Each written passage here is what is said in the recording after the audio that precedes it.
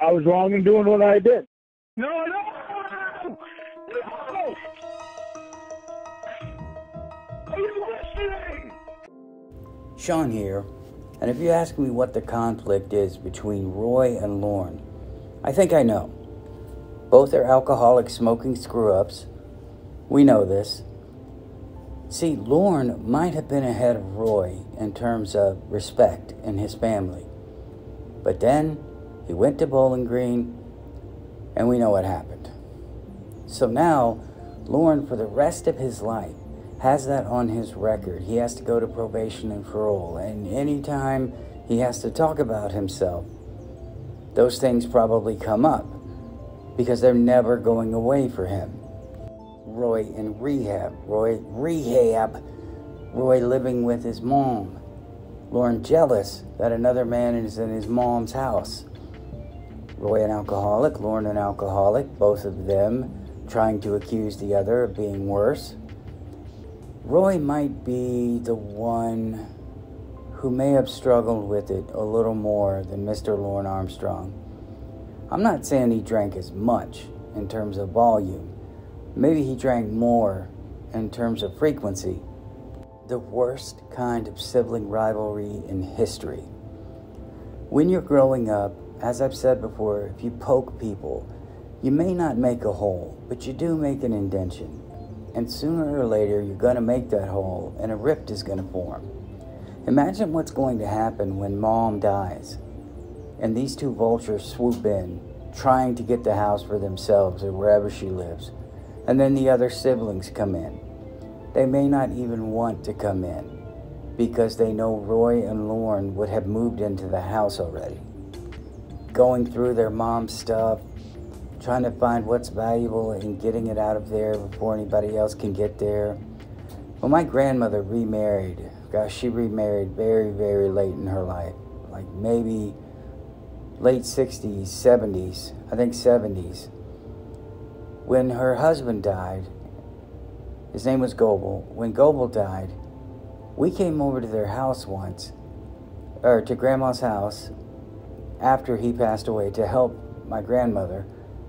And they were in the house. They had gotten in through a window and they had taken most of his stuff, which I don't really care, but the way they did it was nasty, and they tried to take some of my grandmother's stuff as well. It was just a nasty situation. It was the first time, and I was only a teenager, it was the first time I'd ever seen anything like that. When a parent dies, inheritance, all of that stuff becomes a big deal. I experienced it when my mom died and my dad had to go to assisted living. There was a big rift between me and my sister. Some of you guys may be going through it right now. When you have people who are in financial situations where they desperately need rescuing, like Roy and Lorne, they're going to go in there and it is going to be scorched earth. They're going to try to take everything that isn't nailed down. And by the time their siblings get out there, because trust me, Roy and Lorne would find out when they were coming, and they would be over there before them. And in their heads, and Roy and Lorne's heads, well, we're just getting over here so that our siblings don't come in and take advantage of the situation. See, we're not the ones. We're just protecting Mom's legacy. Lorne works on the trailer because it makes him feel like he's doing something. I'll never understand why he doesn't just move. Other than money, obviously he can't move, so he's going to keep it up until it's condemned. Or at least somebody comes over and says, you have to fix this, sir, or it has to be torn down. It is not safe to live in anymore. Roy seems like a transient at the moment, even though he had gone up to Bangor, at least for a few weeks, and tried to make something of himself because he wanted to get away from Lorne. He wanted to separate himself from Lorne. I think Lorne instigates most of the problems. I don't know what Roy's situation is really like, but Lorne tends to exaggerate. And I don't think he likes the fact that Roy is over there with his mom. Again, I think he's jealous there's another man in the house besides him. And he's afraid she's going to shower all of her. This woman apparently is very, very sick in the case he calls. And Lorne is more concerned about Roy. And probably in his head, more concerned that she's doting all her affections on Roy. Roy's going to get everything. He claims it's because Roy's a raging alcoholic and he's drunk and his mom has to deal with him. Lorne, you terrorized your mother for all your life. At least when you could start drinking, you began to terrorize your entire family. You embarrassed your entire family. And now they live with your shame. Now they're associated with you. Everybody who knew them when you went on TV, my man, they were probably asking or avoiding them because of it. How could you fault Roy for being angry? How could you fault him at all for being angry with what Lorne did? He has the same last name. They might have been even somewhat close before this. Lorne may have tagged along where Roy went, and now Roy is associated with this sicko, his brother, who he probably gets asked about all of the time. People used to talk to Roy probably because they wanted to be friends, but now they want to talk to Roy to get information on Lorne. Imagine how frustrating that would be for Roy every time you're talking to somebody and they ask about his pedo brother. As the years have gone by, I'm sure the questions about the catfish have come up. Roy is in hell, and he probably feels like there's no escaping his dipshit brother. They both use each other as a measuring stick. As I've said, that's buried in the ground and they can't even crawl over, it's so low. Lorne has been struggling for the longest time with the looks that he probably gets from his mom whenever she sees him, knowing that here he comes again. He's coming over here to pretend like he's helping me. His mom has cancer or she's very sick, meaning she probably has pain medication. Meaning Roy and Lorne know that. I don't think Lorne would do it, but maybe Roy would. I've seen it so many times. People come over, they're happy, and I told you about the people who put marbles in their medicine cabinet, so if anybody opens it up, they just all fall out and it embarrasses them. Maybe Roy has figured it out. Maybe Roy has access to his mom's money. He's handling her finances, which would be a disaster if that's the case. He can withdraw money whenever he needs, and Lorne sees that money as his money. So he would be furious that Roy's getting any of it. Think about it. Roy's living off his mom, at least Lorne says, and his mom's money is going to provide for them. Or even if it's to provide for her, she's unwillingly providing for Roy, who's living off of her like a parasite, according to Lorne. Lorne is also a parasite, and I'm sure he's thrown temper tantrums, and he's gone over, and if his righteousness didn't work, and his mom said, Lorne, you're no better than Roy is, that would send him over the edge. He'd be furious, and his complaining about Roy would increase. He'd be over there more than his mom wanted him to be because he had to help out. He doesn't have anybody to talk to except for the catfish women, and pretending to be the good son is probably something that he definitely exploits. All of his life, Lorne has needed Roy to back him up. Lorne's mouth has been writing checks his ass couldn't cash. Guaranteed. From what I understood, from what I was told, that was the case a lot of the times.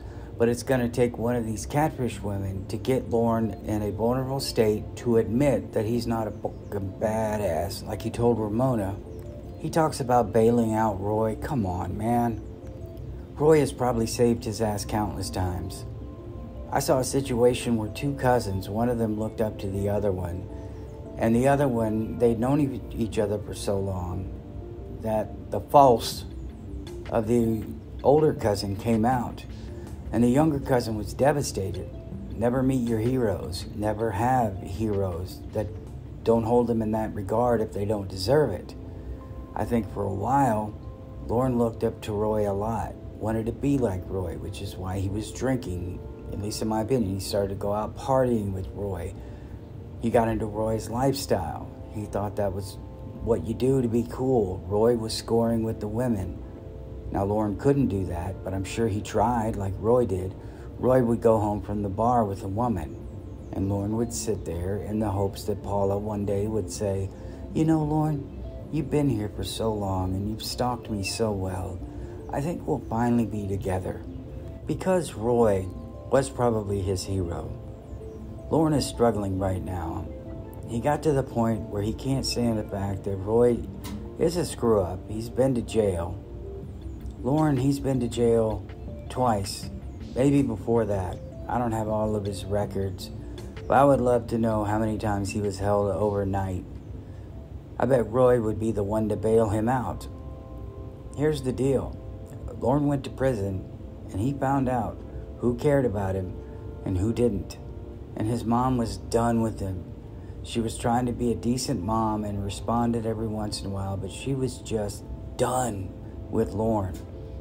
And during that time, sitting in that cell, Lorne was probably raging, thinking about Roy getting to spend all of his time with Mom, which is why Lorne sent 1,000 letters to his mom, talking about nothing, assaulting her with this mail to the point where she just didn't want to deal with it anymore.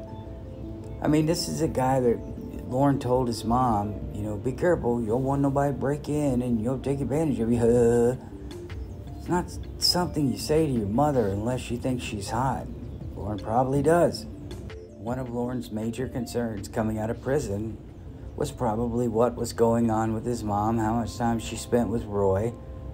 He asked that. Come on, take a pause. Picture that.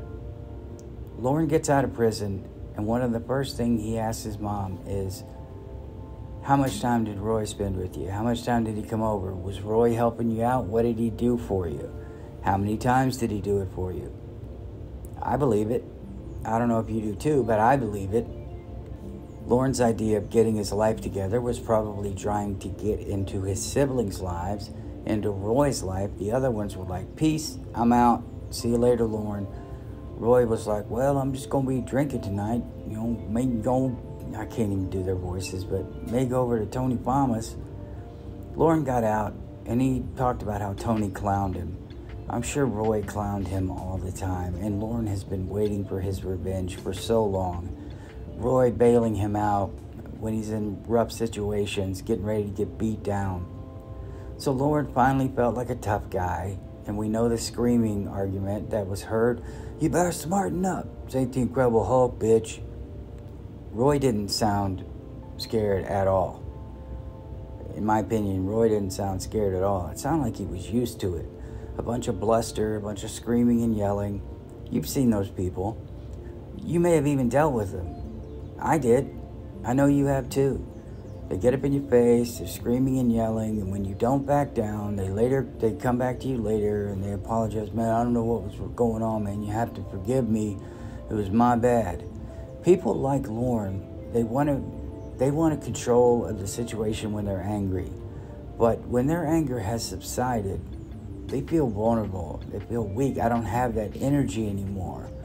I don't want a confrontation. I got to smooth this over. How many times do you think he probably tried to smooth it over with Roy? Roy, I'm so sorry, man. It's just whatever. It's Paula, Nikki.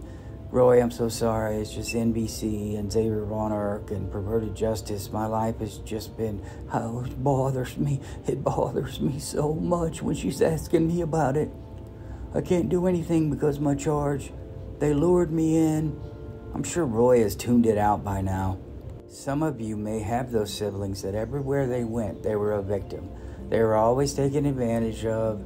They were always the victim. There were perpetrators everywhere. Alleged perpetrator, as my father would say. He was an administrative law judge. He had to be for his position. But we're talking about Lorne and Roy here. These people, everywhere they go, they're a victim. And eventually you have to say to them, if you're always the victim wherever you go, shouldn't you look at your own behavior? Are you putting yourself in that spot? Are you really the victim? They will react violently.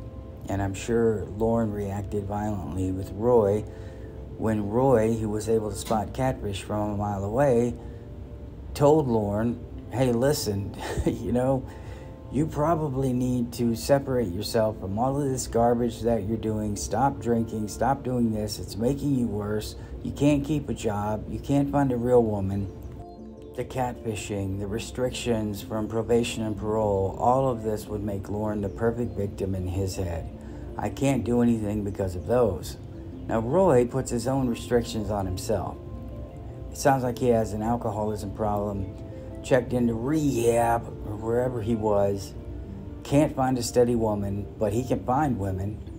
Maybe that's all Roy wants. Maybe he knows he doesn't need anything else, anything more than that. Plenty of people out there like that.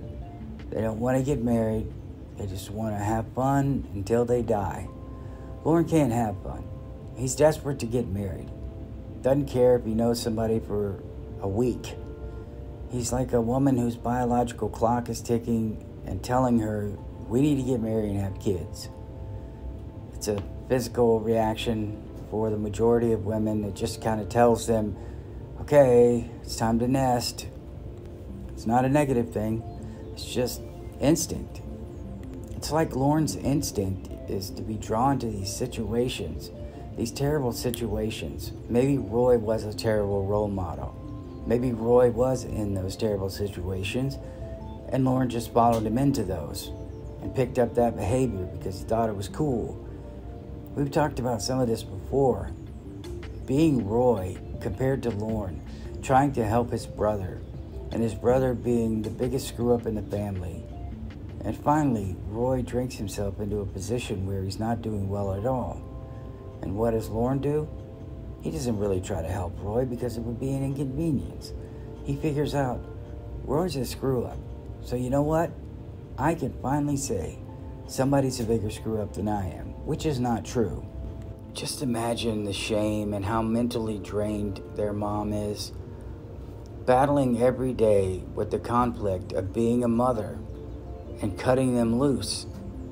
There's a time you may have to cut somebody in your family loose because they're just dragging you down and making your life miserable. Nobody has permission to make your life miserable. Lorne, he just can't help it. He'll take whatever he can get. And he's getting catfished. And when he was chastising Roy for being catfished was probably one of the funniest moments in Lorneography. Other than him accusing Roy of being a raging alcoholic and a screw-up, can't hold a job, basically saying everything that we say about Lorne. Lack self-awareness, we talked about this. Roy may have been affected by Lorne's behavior, and it just made him miserable. It's like neither of them can escape Cornville. They're trapped. There's a family that had 2 children that never left this small town in Kentucky. Not once. They lived on that farm all of their life. They never saw the world outside. Maybe that was their choice, but I feel like they were robbed of something. Get out of Maine, Armstrong brothers. Get the hell out of there. Roy, do what you did before and leave. And get away from Lorne. He may be your excuse for drinking. You don't know. Maybe if you separated yourself from him, you wouldn't feel the need to drink. Maybe if you separated yourself from your mom, you wouldn't. Lorne probably doesn't want Roy to leave because that would be more responsibility for him. Lorne would have to be over there all the time, where Roy is over there, probably taking care of his mom when he's not drunk. And those are the times that Lorne knows, well, I better not push it because I can't let Roy stay in my trailer because that would mean we'd have to divvy it up evenly, and I'd have to go over there and spend my time taking care of my mom. Roy has been the guy all of Lorne's life who was there to protect him, probably took him under his wing. Lorne looked up to him, and eventually, when Roy stopped having his back and taking up for him and looked at him like, God, man, you're a screw-up, Lorne.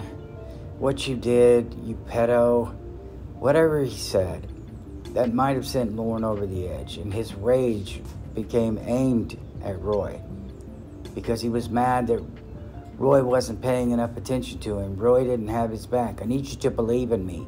Believe in me. My counselor believes in me. Jesus, Lorne, you're such an idiot. But I think Roy's life would have been hell with that little kid, that little douchebag hanging on his hip, then growing up and still needing Roy, but claiming he doesn't. I just think Lorne alone, he's done. Without Roy being there to look at and say, see, he's worse than I am. I think Lorne, he would die. It would drive him crazy. I just wanted to have a little discussion about the brothers. Anyway, I love you guys. I'll see you in the next one. Hang on, I can't even catch my breath. Hang on.